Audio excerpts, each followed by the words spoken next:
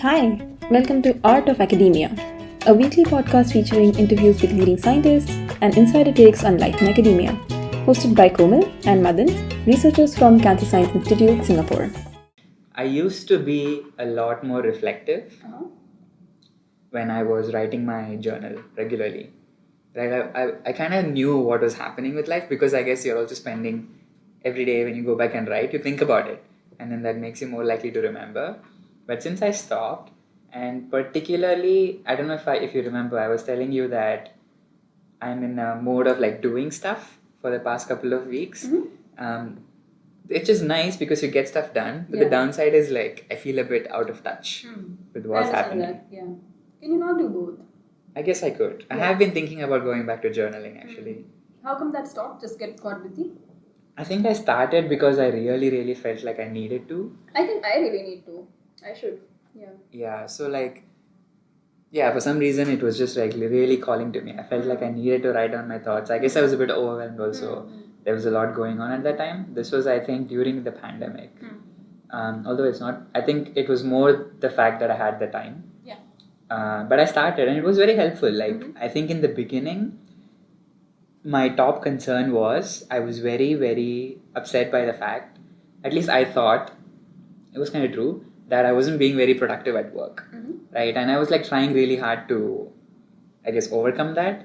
But then also like not being able to in some ways. Like you're not connected to the work. But at the same time, you don't want to like just give up, right? Constantly pushing yourself, but nothing's happening. So I think that's when I was journaling, and it did help me a lot. But I think after a while, after doing it for a while, I just didn't have, I don't know, it just kind of faded away. I felt like I didn't need to do it anymore. So I quit. But maybe it would be nice to start again. But you were saying you were thinking of doing it? Yeah, I think about it once in a while. I even got this one, a journal which has prompts. So one thing I was struggling with was every day you sit down and then you write mundane things. As a kid, actually, I used to journal. Oh, really? I think when I was in like 6th, 7th, 8th standards. And then once my mom found it, shit. I think my brother found it. I think it's on him. He found it and then he shared it with my mom, and it had like information about my crushes and stuff. Oh, no. And I was like, damn, you guys. And after that, I just stopped writing private things. But of course, now I'm independent. I can restart all of that, but I'm a little scarred. Yeah. Anyways, I got this journal which has prompts on every page, and like it's quite nice. It's quite I think useful, but I have not really used it as much. Yeah, but right now, given I've been a little overwhelmed as well, have to make some decisions. Maybe journaling would make thoughts clearer. Yeah, I think give it a shot. It can definitely help. What kind of prompts do you remember? Things like the things that you want to do, things you want to overcome. It's quite variable. So different pages, there's no connection. Like just different pages are like, this is more of what I want to do, or like your dreams and what are hindering these dreams. Oh, so this kind of thing. But it's not the same questions every day? No. Oh. Yeah. That's interesting. But there's another one which is like 5 years one. So that has 365 pages, 365 questions. And then you do that for 1 year constantly. And then the next year, same questions start coming up. And then you do that for 5 years. And then you have this whole journal of same questions being answered across 5 years. And then if you want, you can like go back and see how that changed with time. Okay, interesting, because Rachel gave me a book very similar. I haven't started obviously, but I haven't also even looked at it, but I don't think it has questions. But the concept is like, there are 5 lines. Each line represents 1 day of the year, but the line below it is the same day next year. Oh. So you write on the top line and then you move to the next page for the next day.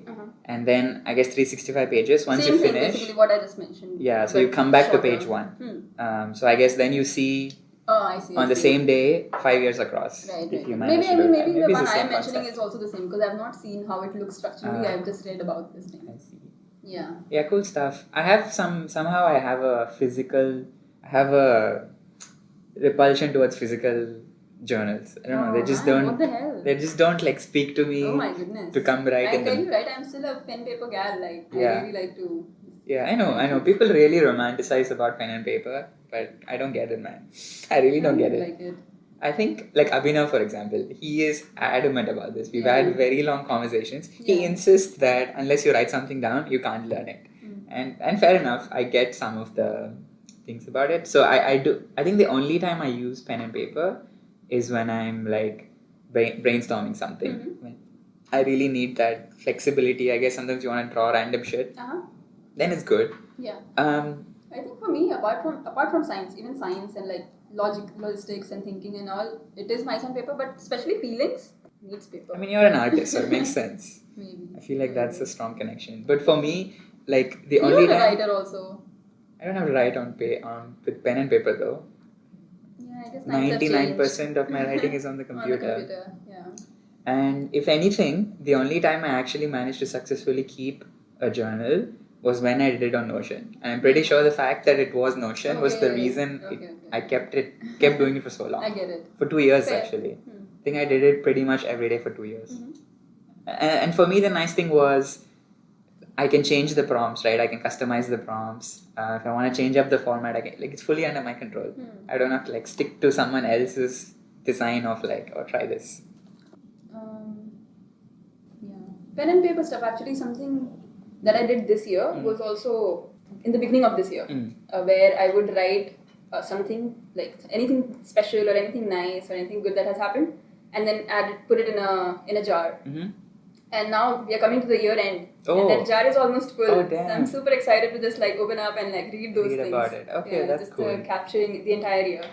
Yeah, actually, that's nice. Like this is, I guess, a good example of how something being physical makes it nicer. Yeah, you could see that thing. Like it started with like 1 chair, 2 chairs, and now it's almost full.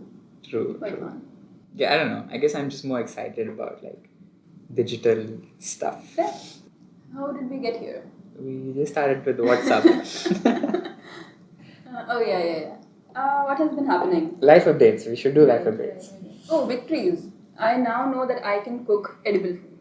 Wait, I thought you would always but do it. I'm just more confident now. Okay. Yeah, like because given that my housemates are not here, I've been cooking. Yes. Initially, I thought I won't even cook for myself. Like, I just want to cook for one single person. But I've been doing that. Okay. And like nice sabzis. I'm just proud of myself. I'm That's like good to know. filling my plate, and I'm like, whoa. Yeah. I can run a family. Will I say I can cook? I don't know. I've never gotten your pepper chicken thingy. Have you not? Never? Okay, I guess you should come home. But yeah, I think my thing is like, I learned like 5 dishes, how to do them, and then I'm happy. I never bother to learn more than that. And I just make those like 5 or 6 odd dishes again and again. Yeah, I think I agree. Like to me, learning how to cook is definitely an important skill. Not so much so that you can be, I guess like many people would say you need it so that you can live by yourself. Maybe true, but I think it's more nice because if you can cook, you can host people. I think that aspect is nice. Like cooking for other people basically. Okay, so today we want to talk about scenes. So this was something we actually did an episode of. And then I guess we did it with the bad mic, but also it wasn't very well thought out. At that point, it was just a bunch of thoughts in my head. Yeah. So we just thought we'll do a retake. That's good. That time feels so far away. It was far away. I didn't check the date, but it was many months ago. Yeah, okay. So what is a scene, right? Let's start with the definition. Okay, so wait, I should give a caveat before we dive in. So all of this is like a giant Twitter thread by Visa, my go-to Twitter guy. So I'll link it to that, and people can of course like read up on it by themselves. I've just picked up bits and pieces that I found interesting, and I've added some stuff. And he's not the one who came up with this idea of a scene, but he's clearly into it, and he has like fleshed it out quite nicely. So a scene this is my definition. A scene is a group of people that have some common interests. It doesn't have to be exactly the same thing, but at like sufficiently overlapping interests, who come together to exchange ideas, create stuff, and like just do things, right? So pretty vague definition, but on purpose. And I guess the unpretentious version of a scene is just a community. Like it's a group of people, right, who are doing something, but it's a bit more focused on the activity as opposed to the group. But we like pretentious words, so we're gonna continue with scenes. Of course we are. Okay. So let's do some examples, so then it becomes clear what we're talking about. And throughout history, actually a lot of people are obsessed with this idea. They've looked at this, and throughout history there's so many great examples. So I actually kind of got lost on a rabbit hole into all of these, just reading about them, because they're all so fascinating. Oh, let's go through some of them. Yeah, but let's do some. I want to start with this thing called the Inklings. Inklings, like ink, that you write with. Links, babies, like ink babies. So this was like a group of writers in Oxford. So this is like a random pub. Okay, so the pub is called the Eagle and Child Pub, and it looks very like unremarkable. It's like a normal building, and apparently if you look up the name of Eagle and Child Pub, there's like 25 other pubs with the same names. Such a weird name, and 25 pubs with this name. I don't know. You tell me what the UK is like. Okay. So but apparently very famous for one reason, which is that it was the house of this Inklings group. So these were a couple of writers who used to meet there every Tuesday morning for about like 20 years. I think the exact people changed a bit, but the thing lasted for like about 20 years. And it had some very big names. But before the names, so I like this one sentence. So patrons of the Eagle and Child wrote 3 of the 5 best-selling fantasy series of all time within an 8-year period. So this includes Lord of the Rings, The Hobbit, and Chronicles of Narnia. Wow. So like if you look at all the books in the history of time, right? From the top 5, 3 of them came from people who used to hang out in this pub. What were they doing? Like, were they actually working or just hanging out discussing stuff? So very impressive. Yeah, this is pretty cool. So the way they describe what they did was, so the members, right? C.S. Lewis, J.R.R. Tolkien, and the others from the Inklings. They used to meet at Oxford to read, discuss, and critique each other's works, like any club, I suppose. But what I found cool was, so this is from their own descriptions. There were no rules, officers, agendas, or formal elections. Meetings were not all serious. The Inklings amused themselves by having competitions to see who could read the notoriously bad prose of some person for the longest without laughing. I was like, what the hell? That's like trash talking some other writer's work. Yeah, so I guess in some ways they're like hanging out, but also with the intention of like helping each other with their work. It's like a mix between the two. So nice. And we'll come back to that. But I also highlighted this one thing. This is Tolkien talking about how important this thing was to him. He says, "What I owe to them is incalculable, and only with their support and friendship did I ever struggle to the end." So he says, without them, he wouldn't have ever written the book. So that one was my favorite because obviously writing related story, I was very inspired. But there's like so many throughout history. I could literally keep going. But let's do another one. Yeah. Okay, so the next one is let's start here. So the Oppenheimer movie, right? I've mentioned this before. Dude, I'm serious. I really feel like the reason people enjoyed it so much, it's full of scenes, right? I think that plays a big part, and people kind of overlook that. But really, like all throughout the movie, it starts from the lecture halls. You have like random students who are interested coming in. Everyone's asking questions. You see it at the dinner parties, like a lot of like similar minded people, but not exactly, right? You have professors, you have party members. They're all talking to each other. Even the union meetings, and I guess even within the Manhattan Project itself, once they've set up the whole thing, I'm a bit reluctant to call the whole Manhattan Project a scene, and I'll get to that why. But definitely within that, like there are actual scenes in the movie where they show this. I'm thinking about the scene where there's one guy who wants to do the hydrogen bomb, right? But the others are like, nah, that's like a dumb idea, don't do that. So they all have like their own sort of mini thing going on. But then they get feedback from each other, and then like it's good criticism. It's not like random shit. So I guess those are like some historical scenes. But let's get to some modern scenes. Oh, let's go. Yeah, so the one obvious, and scenes also can be of different scales. So a very big one that's still running today is Silicon Valley, right? This is the tech scene. Everybody knows if you want to do some software development and you want to be taken seriously, you go there because people are always talking to each other. Things are happening. There are meetings. All these famous companies, they start out as like some kids hanging out in a garage. Maybe not kids, but like some young adults hanging out in a garage, right? So that is like a very grand scale. I guess the whole of Silicon Valley, huge, millions of people, it's made billions of dollars. But I guess that nowadays with the internet, there are also a lot of online communities, like online scenes. Effective altruism is one, very popular, also fairly big, quite global. Even we have read some books of theirs. They're also active in Singapore. I've run into like a couple of people who are very driven by EA agenda and they do stuff. So this is like a very global happening scene. Another one is tpot. Have I mentioned tpot? I don't remember this. What is it? So tpot stands for that part of Twitter.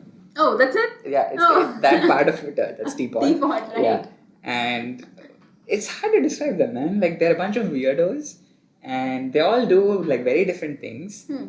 I'm not exactly even sure what is the common ground between them. I think it's just the fact that they're all kind of weird and they're all like doing some sort of like public facing work. Like it could be writing, it could be, I guess, some sort of consulting, but they basically need people to know that they exist. Okay. I guess they Why are they work. weird?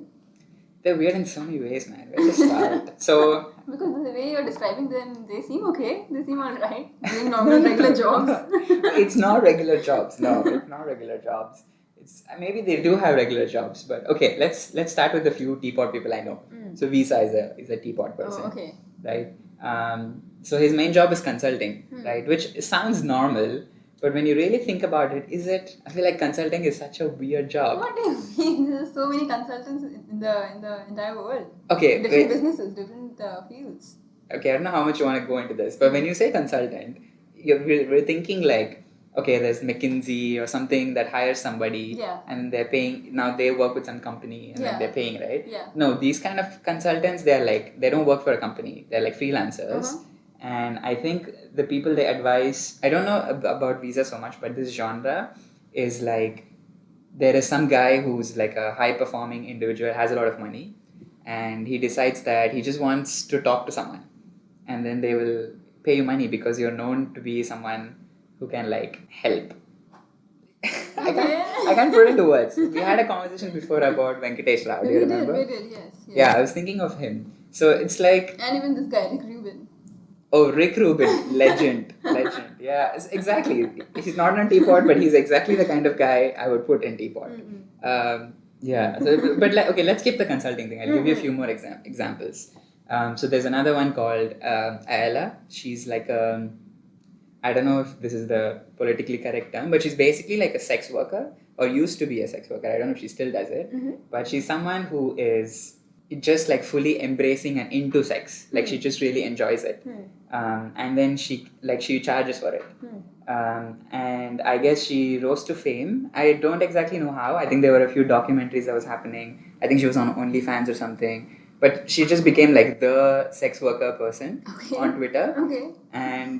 And then I guess she also started doing like some, because she had a great following now, like lots of people are following her, she could do polls. So she would ask questions like, what is your political orientation? So you say left or right. And then she would ask like, are you into, I can't think of examples, but are you into like, are you a dom or a sub? Or something like this, right? And then thousands of people... Their data. Yeah, thousands of people are answering. And then she would draw like correlations. Oh, I remember some of this. Was it Anya who sent it on the group? Was this the same person? This is the same person. I see, so Anya had that was a very weird looking graph. Yeah, so she does a lot of this. She gets a lot of pushback because I guess she's not fully trained in this, so sometimes she makes some mistakes with the math and something. I mean, what do you expect? Yeah, but I mean, this is normal, right? But I guess a lot of the hate is also because of her status as a sex worker. So some people will like refuse to accept whatever she's doing just because she doesn't have the formal training. But on the flip side, she has a lot of supporters. Like Teapot is very supportive. Even outside,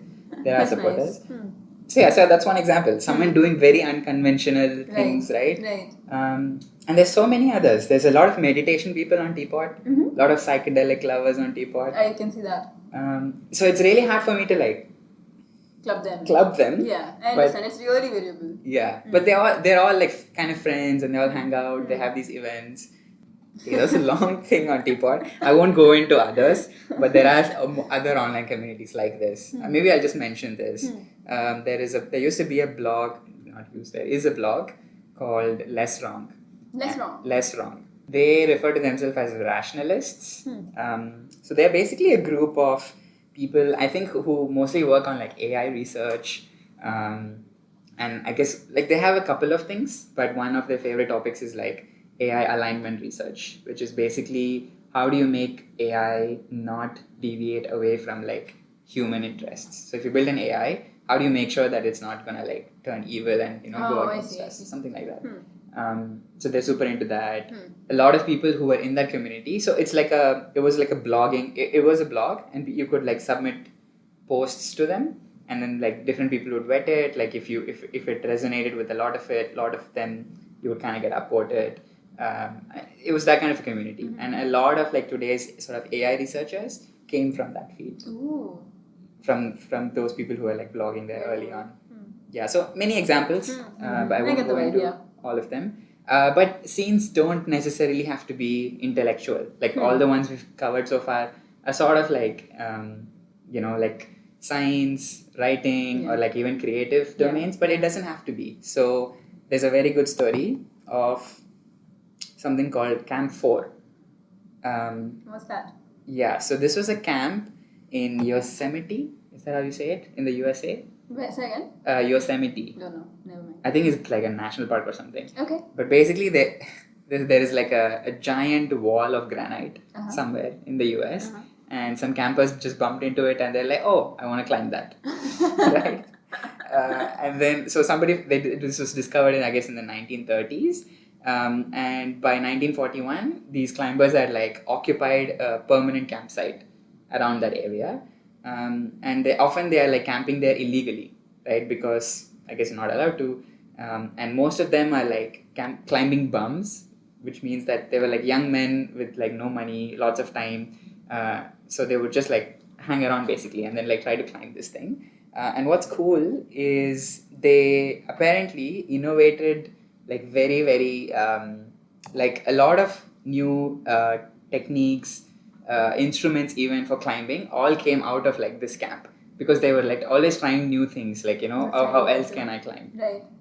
And apparently like this became like a lot of the people who were in this era doing this climbing became some of the most well-known climbers. That's so impressive, right? And yeah, so there's this thing. It says that over the next 60 years, apparently it went on for 60 years, this scene would invent most of the modern techniques of rock climbing. Wow. And many innovations that would later spill into outdoor skills and gear in general, like even outside of climbing.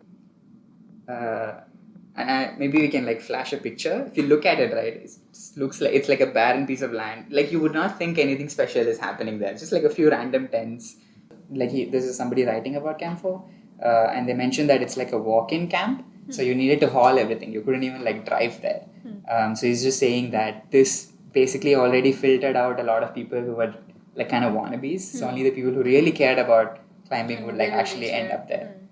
I just have one more example, and then I guess we'll move on to the actual content, because I wanted to include a local one, and I talked to you about this before. This is basically Lindy Hop. I knew it. You know it, right? Okay, so how did this happen was a friend of mine invited to watch her perform at a dance thingy. Actually, I don't remember where it was even, but it was like some studio somewhere in Singapore. And I showed up with no expectations of what it is. Never heard of Lindy Hop, some form of dance. But when I went there, I was like completely blown away. So it was like a fairly cozy place, but a lot of people. I want to say at least 100 people. And that day it was basically a performance where my friend was performing.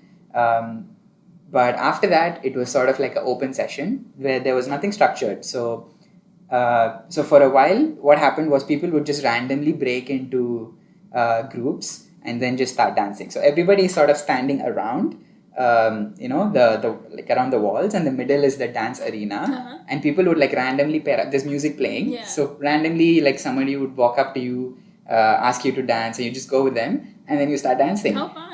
And you know that these people are good because like the dance looks like Yeah. they've been really Yeah. practicing a I lot. They're don't know, not. like, I've never ever heard of Lindy Hop. Like, Yeah. I still don't know what that looks like. Yeah, so Yeah. I think the style of the dance very nicely suits this setting. It's supposed to be like very improv. You don't really plan the steps. You kind of make things up along the way. I don't know the history, so I don't want to like talk too much about it. But Yeah. it seems like this was like a thing of black culture. I see. I guess started in America, but Yeah. it got exported to Singapore. And in fact, the teacher there, who's a very passionate lady, and I come back to her. Yeah. But she was mentioning that this was a happening scene in Singapore, and they've kept it going since then. So I just thought that's great. So there is like this group of people who just hang out, and they all like really care about it. You can see it, and it's fairly, at least a lot of the people, it was fairly high skill. So it's not like you're just doing so right. You have practiced. You've been doing it for a long time. And the really lovely thing about that specific scene was they're super open to newcomers. So I'd mentioned me and a few others had also gone there for the first time. We went to watch the performance basically. Yeah. And none of us even We knew didn't know all of this going to happen. Yeah, we just thought we were going to watch it. and then we leave. Yeah. But then they insisted that they would have like a practice session where they would show us how to dance. So like she took us to the side, literally taught us a few steps how to dance. Yeah.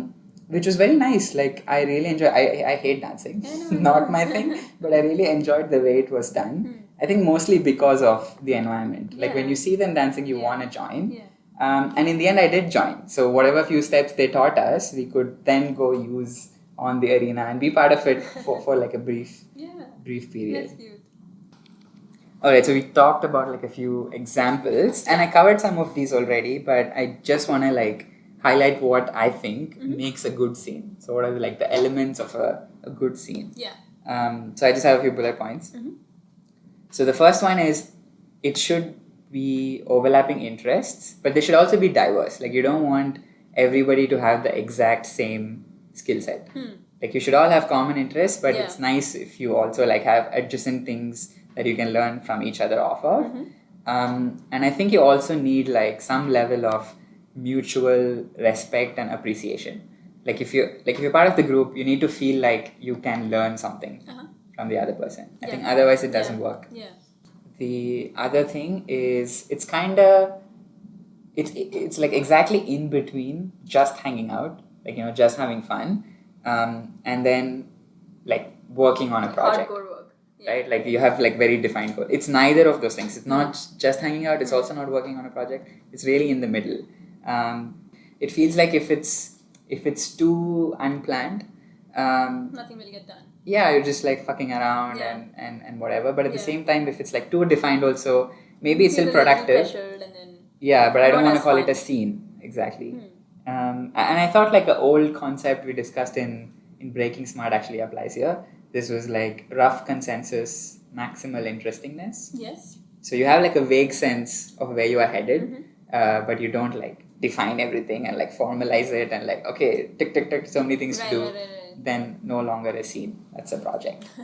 Then I guess the main thing is obviously that there is a rapid exchange of like ideas between people.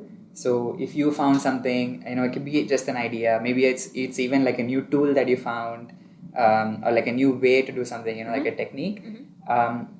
In a scene, if once you're like sufficiently aligned, like you maybe by yourself you can only like find out so many things, right? But when you have access to these other people who care about similar things and you're sharing this information, that just feels like that's so nice. Yeah, Like you should things are be able to happening do that. Yeah. So the next one I wrote down is friendly competition. So basically people in within the scene are kind of like not one-upping each other, but like pushing each other Yeah. to do better, right? Yeah, It's kind of like the nice version of peer pressure, like the nicest version of peer pressure. Yeah. And then this one is like a good balance of being open to outsiders, but also not being too open. Like you don't want to let any random person in. I think you just still want to see that they are sufficiently Aligned with what's happening. Yeah. I think those are like some stuff that makes a good scene. Okay, like why even care about this stuff, right? Like why even talk about scenes? we kind of touched upon on this with what was that? The Inkling story, where you realize how, probably without the scene that those things wouldn't have been done. There are many cases where a lot of like big discoveries came out of a scene. So like if you see, right, there would have been like either a lot of productive people or like a lot of great inventions that came out from like one specific place in a very narrow window of time. So that tells you like, okay, there was something happening there, because probabilistically, what are the odds that happens? Right? So yeah, so I guess I have a quote. So one question that historians often ask is like, why are some periods and places so astonishingly more productive than the rest? And the answer is they had good scenes, right? Yeah, I think that's all I have to say about that. Like, that's why you care about scenes, right? Because they can be, they can like just elevate you to a level that you couldn't achieve by yourself, possibly. Yeah, that's also very true for science, right? Like 100%. Yeah, a lot of these hubs that we have globally, they are these hubs because there are such people who are doing things for the fun of it, and like the collaborations that they have or the ideas that they are exchanging, the openness, as you mentioned, like few of the criteria you mentioned, I think just fits there. Yeah. And that's how they're doing things. True, but you know what? I feel like, I don't know why, but does CSI feel like a scene? It doesn't feel like a scene to me. Because I don't know what the issue is. Like, this is kind of related to what I want to come to, but I think it's maybe because maybe it's a lack of like sufficiently being aligned, because each lab is sort of doing its own independent thing. So maybe now is a good time to bring the conference up. So this week we attended Frontiers in Cancer Science, which is a conference hosted by our department. And it's a very big conference. It's, I guess, the biggest in Asia. Oh, is it? I didn't biggest know cancer conference in Asia. Okay. But I get very little out of it, and I think the problem is it's too broad. But I guess like for a really big cancer conference, it will have to be broad. You can't. If it is niche, it is a smaller conference interesting just that smaller group of people. Okay. But of course, eventually we get bored. Yeah. So, but I do feel like that is the problem. Like maybe we shouldn't do broad conferences, or if you do, maybe I don't know how you do. Maybe you do like sessions. Sometimes they have things in parallel and people can choose what they go to. I don't know about the logistics of it, but I feel like the problem with FCS is also the problem with CSI. Like in some ways, you are not all your interests are not like sufficiently aligned. You're like loosely in the same area, but it's not enough that it encourages you to like talk to other people, help each other. But I also think that it also depends on the levels that we are at. Right now we have just done our PhDs. We're doing our PhDs, which is really focused on this particular question. We are only aware of this amount of publication and like research in the entire cancer field. But our professors, our PIs, they really have worked on so many different things, and they have a better understanding of how these things can connect. So even during conferences, like as we saw, different people who are working on really different fields and topics asking questions, and like which makes you think that they really understand this field, and then they can make the connections that we are enabled of right now. Fair. Yeah. But again, like apart from that, still I think CSI is just not as collaborative, I guess. Like so why not? Why is it not happening? I don't know, man. But I feel like there is a lot we can do within our own capacity to make it a bit like that. So which is a good segue into my next topic, which is that scenes can erupt anywhere, but you can't force it. Okay, so it's like 2 layer points. But basically, the thing is, it can start anywhere. It can be at like some corner of a company, some neighborhood, or even like an entire region. But it's very hard to force it, because like throughout history, again, there are examples of where people try to make a scene happen. Like every city wants to have the next Silicon Valley in them, but it's just so hard to do, right? I don't know, maybe sometimes it's just like quite nebulous about what makes it work. Maybe you need like the right people to start it off. But I think that's the issue. Like whenever these companies I'm sure CSI tries this, right? I'm sure when they have like these high level meetings, they are talking about how to get the teams to work with each other. But I think that structure doesn't work. Like you can't be on the top and then say, okay, go talk and make things happen. I think it has to like start bottom up. That's true. Yeah. So, I mean, a good example is I needed some experimental advice, but our lab doesn't have the expertise, but your lab does, right? So the advice to me was like to come talk to people in your lab And there was so much internal resistance I felt, just because there are like some invisible barriers or like walls, which don't actually, these people, which does not actually exist. Like I could have, I did in the end come talk to you, talk to your lab people, but I could have done that way earlier. There was no reason I had to wait like a whole week, right? I guess so. I can just imagine, like, if I think of myself as someone who doesn't feel so inhibited by these things, but I'm sure like the average student in CSI is probably like, this is not an option for them, unless like the PI, really explicitly forces them and like, go talk to this I person. think they would not. I don't want to speak for others, but it seems like the general thing, right? So yeah, I guess in some ways it's up to us to, I guess, keep trying. But at the same time, I also don't know if we can fully birth a scene. Like, I feel like you can't force it. You just keep trying, and then if it happens, it happens. So for me, what I want is like to be exposed to other people. Where we're like talking, discussing ideas. The closest thing that comes to mind of what could qualify as a scene in CSI is, I've heard rumors that there used to be this thing of every Friday evening. I think this was Ed Chow who was hosting this, but he would basically, him and the couple of other PIs would just get some money to buy some beers for the students, and they would just have like a very informal session where you could show up, talk about things, discuss ideas, maybe even like do some presentations. So that feels like a scene to me, but I think somehow that kind of stopped. They didn't keep it going. That being said, I do feel like we have one very good potential for a scene. It's kind of is a scene, which is the journal club that we do with how Jason. did we forget about that? Yes.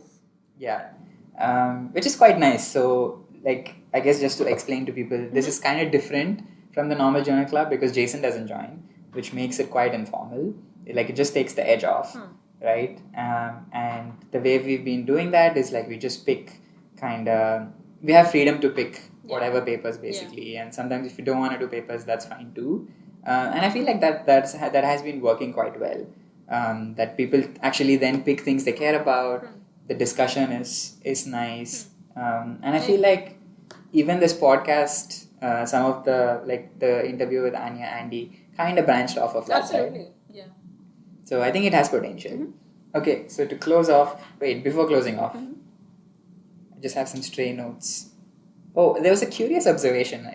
Of course, it's not always true, but somebody made this observation that big crises can generate scenes. So basically, World War II generated Manhattan Project. The coronavirus pandemic, created all these vaccine scenes. I'm sure there were lots of examples. I didn't go through them.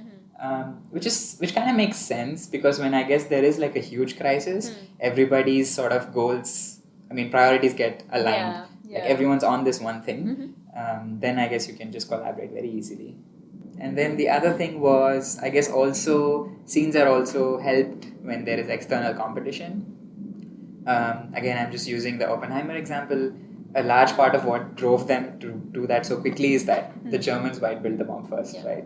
So I guess even with a lot of these tech companies and IT stuff, exactly, there is a lot of competition.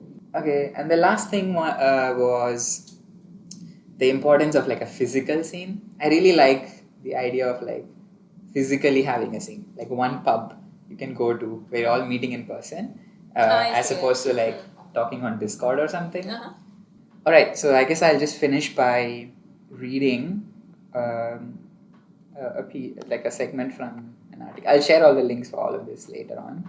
This is by Kevin Kelly, and he's talking about Camp 4, the camping site where they were climbing.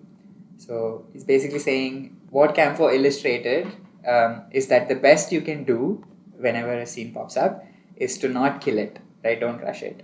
When it starts rolling, don't formalize it. When it sparks, fan it. But don't move it away. Keep the accountants, architects, the police, the do-gooders, all of them away from it. Let it remain inefficient, wasteful, edgy, marginal, in the basement, downtown, in the suburbs, in the hotel ballroom, basically on the fringe, right? Out back in Camp 4. So I thought that was pretty nice way to... That's so beautiful.